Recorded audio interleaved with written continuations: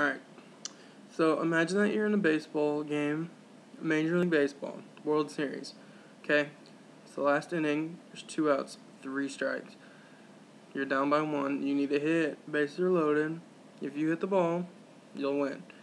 If you strike out, your team loses. No pressure.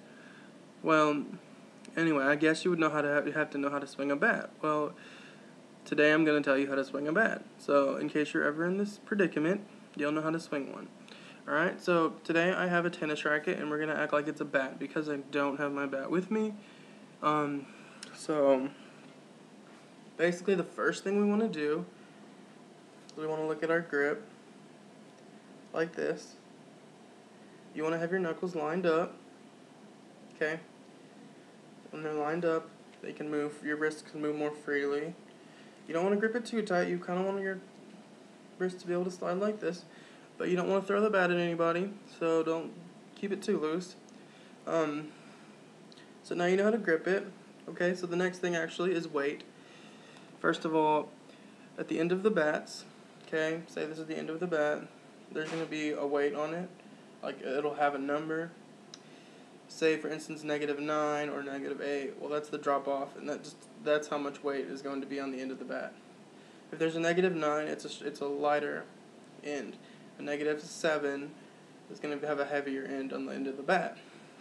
Well, that's your first weight. The second will be on the handle, right here. It'll have a weight, like 30 or something. That's in pros, they usually get up to like 40 and stuff like that. So the first thing is when you're going to have the weight, and the length of the bat will also come into factor. Well, both the weight and the length obviously affect your swing speed. Well, for me, I enjoy a faster swing speed with a lighter bat, but some people like a slower swing with a slower bat. So, it's kind of your preference, but like I said, I prefer a quicker swing, so if you react later to the pitcher, if the pitcher throws faster, you always are quick enough to get around on the ball. Okay, so now that you've got your light bat with the shorter length, okay, and we've got our fingers correctly lined up, we're going to step back, okay. You kind of want to do your legs kind of however you want, but around shoulder width apart is good. That's about it's usually a comfortable amount. You know, batters all have different stances, and some of them are crazy and some are normal, but you kind of just want to go with what's comfortable. You'll find that. You just test them all out. Okay, so we have our fingers. You want to pull your bat back up to your shoulder. You want to have your elbow pointing out that way. Okay, and this is a left-handed swing. It's the same, it's just backwards. A right-hander would be like, this. So they'd have their left elbow out front. But I'm left-handed, so we're going to do it over here. Okay, so we've got our stance, and we've got our fingers lined up. We're going to look at the pitcher. Whenever the pitcher does his wind-up, when he first releases the ball and it's coming at you, the first thing you're going to do is you're going to step. Step towards the ball, step maybe a little to the right or a little to the left, depending on where you want to aim, which direction you want the ball to go in. Doesn't mean it'll go in that direction, but it's, it usually helps. So the ball's coming, we're going to step. The first thing you want to do is step, and then the second thing is you're going to pivot your back foot, okay? You're going to pivot it, and this kind of gives you strength from your hips, because when you actually hit a ball, a lot of the power comes from your legs and your hips. It's not all arms. Most of it isn't arm strength.